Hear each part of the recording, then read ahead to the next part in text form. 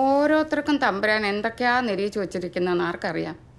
എന്നാലും ഇതൊരു വല്ലാത്ത ചെയ്ത്തായിപ്പോയി.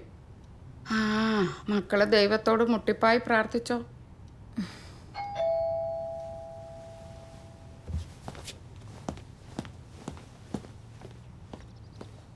മോള് നോക്കിക്കോ, ഇത് ചെയ്ത കഴിവറട മക്കൾ കോണം പിടിക്കുകയല്ല. തീമഴയായിരിക്കും ദൈവം തമ്പുരാൻ അവരുടെ ദേഹത്ത് വീഴിക്കുക. തീമഴ. ശ്വേത, ഫുഡ് ഞാൻ കൊണ്ടുവന്നിട്ടുണ്ട്, എടുത്ത് കഴിച്ചോണം. ദേ ഉണ്ണി, ഇവിടെ നിർബന്ധിച്ച് കഴിപ്പിച്ചോണം കേട്ടോ. ഡെയ്സി എന്നാ പോകുന്നേ? നാളെയല്ലേ? അല്ല, നാളെ കഴിഞ്ഞ്. ഡെയ്സി നാട്ടിൽ പോവാന്നോ? ഓ, ഒരാഴ്ചത്തേക്ക്. അത് ഞാൻ ഒറ്റയ്ക്ക്. ഒരു ഫാമിലി ഫംഗ്ഷൻ ആവുന്ന പറഞ്ഞതാ, ഞാൻ ചെല്ലുന്നില്ലെന്ന്. പേരൻസ് സമ്മതിക്കുന്നില്ലെന്നേ. ഈ കൊച്ചേതാടാ സിറിയൊക്കെ? ശ്വേതക്കൊപ്പം വർക്ക് ചെയ്യുന്ന അമ്മച്ചി. ഡെയ്സി ഇവിടെ അടുത്ത താമസം. ആഹാ, ഞാനിവൻ്റെ അമ്മച്ചിയാ. നാട്ടിലെവിടാ? പറഞ്ഞാൽ അമ്മച്ചിയെ അറിയലായിരിക്കും.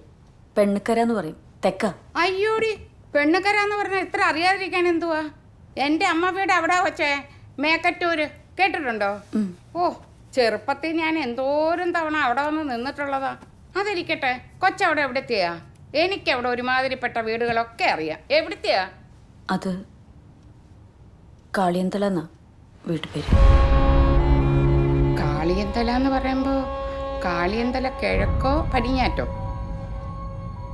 കിഴക്ക്. എന്ന് വെച്ചാ കറുത്തച്ഛൻ ഊട്ടുന്നവര് ഇല്ലയോ? അല്ല, ഞങ്ങളാരും കറുത്തച്ഛനും വെളുത്തച്ഛനും ഒന്നും ഊട്ടാറില്ല. ശ്വേത ബൈ. സിറിയക് ബൈ.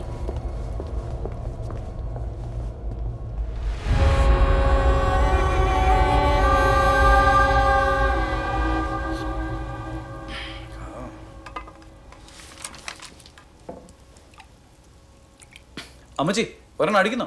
നല്ല ബീഫ് വലത്തിയതുണ്ട്. ദേ സിറിയൊക്കെ, നീ ഇതൊക്കെ നിർത്തി പിള്ളേരെ നീതുവിനെ വിളിച്ച് പ്രാർത്ഥിക്കാൻ വന്നിരുന്നേ. കണ്ടില്ലയോ ഓരോ കുടുംബങ്ങളിൽ നടക്കുന്ന അനർത്ഥങ്ങൾ? അത് പറഞ്ഞപ്പോഴോ ഓർത്തെ. അമ്മച്ചി ഇന്ന് ഏതാണ്ട് പറഞ്ഞാൽ ഡെയ്സി വെറുപ്പിക്കുന്ന കേട്ടല്ലോ. ഏതോ കറുത്തച്ഛൻ്റെയോ വെളുത്തച്ഛൻ്റെ ഒക്കെ കാര്യം ചോദിച്ച് എന്നതായിരുന്നത്? ഓ അതോ, എടാ അവള് കാളിയന്തല കിഴക്കേലെയാ കറുത്തച്ഛൻ ഊട്ടുന്നവര്. എന്ന് വെച്ച സംഗതി പഴയ കുടുംബക്കാരും ക്രിസ്ത്യാനികളും ഒക്കെ തന്നെയാ. പുറമേന്ന് നോക്കുമ്പോൾ മിശിഹായോടും തിരുസഭയോടും ഒക്കെ വിധേയപ്പെട്ട് ജീവിക്കുന്നവര്. എല്ലാ ആഴ്ചയിലും മുടങ്ങാതെ പള്ളി വരും, ഒക്കത്തിൽ സംബന്ധിക്കും. പള്ളിക്കും പട്ടക്കാർക്കും വേണ്ടതെല്ലാം വാരിക്കോരി കൊടുക്കുകയും ചെയ്യും.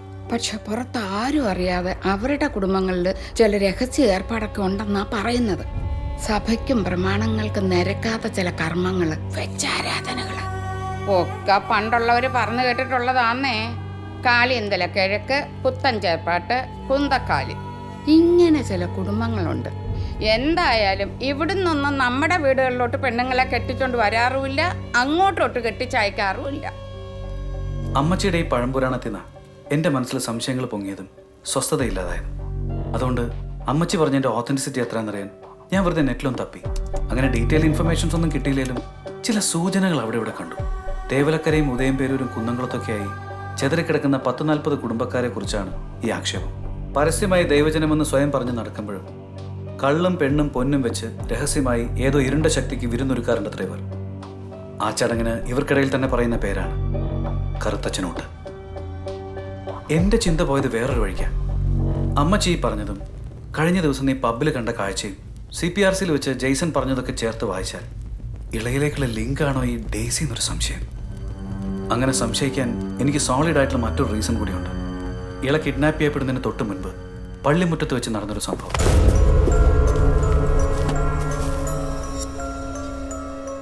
അറ്റ് ഗാർഡൻ സെന്റർ നായിക്കൂടെ ഡെയ്സി ടൈപ്പ് ചെയ്തുകൊണ്ടിരുന്ന ടെക്സ്റ്റിന്റെ പൂർണ്ണ രൂപം എന്ന് വെച്ചാൽ പള്ളിയിൽ നിന്നും നേരെ ഉണ്ണിയും മറ്റും പോയ ഹൈപ്പർ മാർക്കറ്റ്.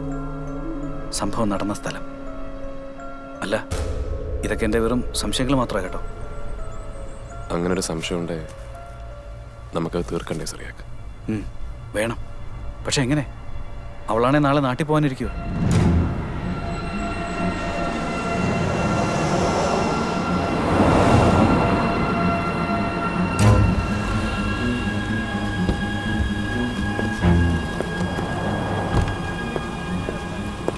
അപ്പൊ ശരി, ചെക്ക് ഇൻ ചെയ്യുന്ന പറഞ്ഞാൽ വെയിറ്റ് ചെയ്യണോ? ഏയ് വേണ്ട, ഡ്യൂട്ടി ഉള്ളതല്ലേ. ഫിലിപ്പ് കേട്ടോ.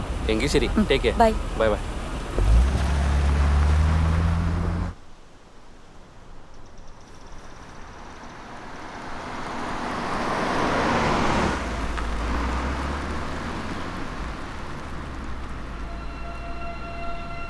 സിറിയക്ക്.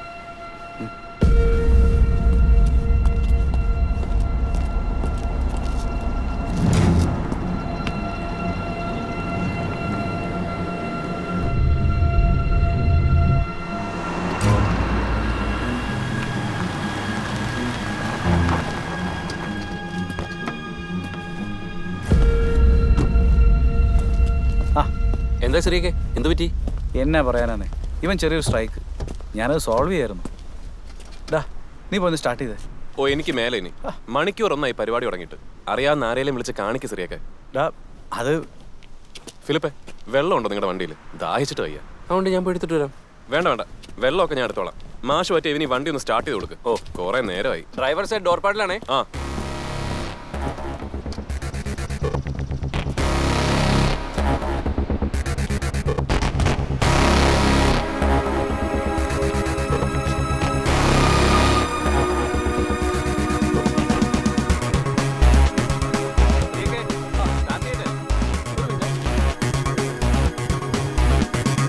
ആ ഒന്ന് ട്രൈ ചെയ്തേ.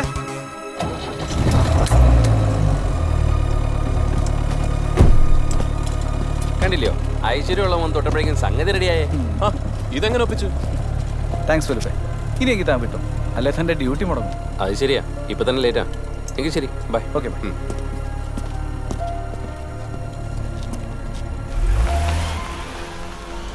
വണ്ടിയുടെ 30 മീറ്റർ ചുറ്റളവിൽ മാത്രമേ ആ മൊബൈൽ ഫോൺ ജാമർ എഫക്റ്റീവ് ആകൂ.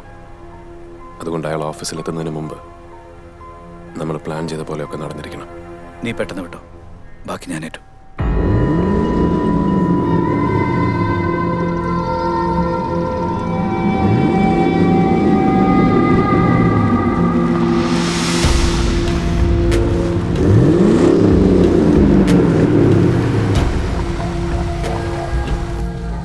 ഇതുവഴി നേരെ പോയാൽ ബി റോഡിലേക്ക് ഒരു എക്സിറ്റ് കിട്ടും.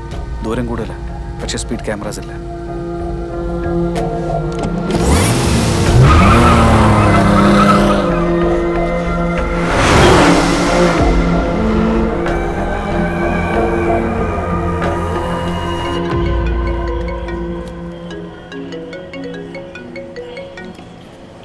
ഹലോ.